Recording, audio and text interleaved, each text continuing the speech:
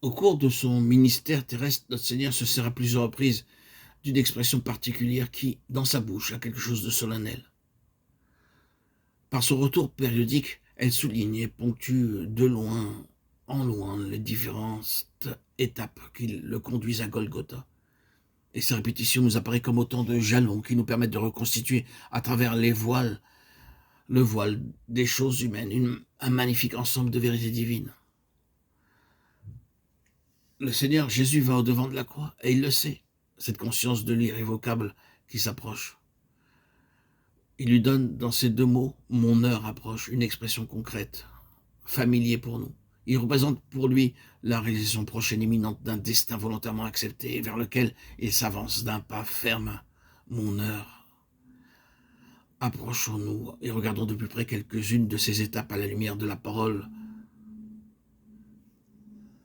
L'heure du Fils de l'homme, dans la pensée éternelle du Fils de Dieu. Ouvrons l'évangile de Jean, chapitre 2. Nous avons là le récit du premier miracle de Jésus. L'eau changée en vin aux noces de Cana en Galilée. Le pivot du récit, c'est cette parole de Jésus. Mon heure n'est pas encore venue. Marie, sa mère, selon la chair, était venue à lui disant, ils n'ont plus de vin. Qu'elle s'attendit ou non à un miracle de sa part, peu importe. N'avons pas besoin de préciser ce point ici. À en juger par la réponse qu'il lui donne, nous pencherions plutôt pour la négative. Femme, qu'y a-t-il entre moi et toi?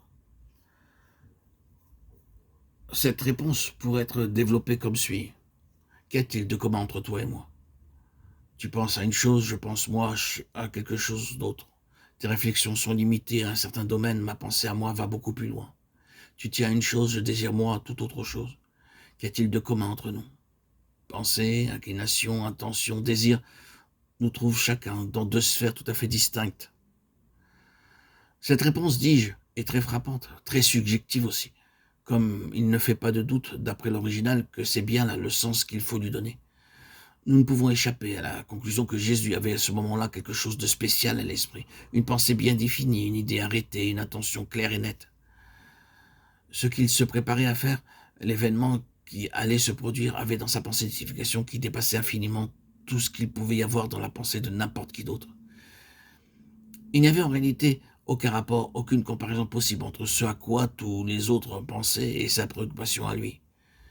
Il avait quelque chose à l'esprit qu'ils ne pouvaient, eux, ni discerner ni percevoir. Et qu'était-ce donc?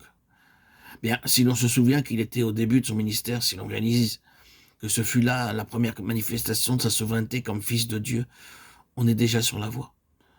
On se rend compte qu'il y a là, de sa part, une intention positive de donner à ce premier acte une signification tout à fait spéciale, nettement distincte de tout ce qu'on pourrait supposer. Dans sa pensée, toute cette affaire est destinée à revêtir un sens et une portée éternelle. Autour de lui, personne ne s'en doute. Mais il sait ce qu'il veut, l'avenir qu'il sait et qu'il veut irrévocable, il le fait intervenir dans le présent par une anticipation symbolique tout à fait transparente. Par cet acte, il fait un pas de côté de son destin et en marque une étape précise, consciente, volontaire.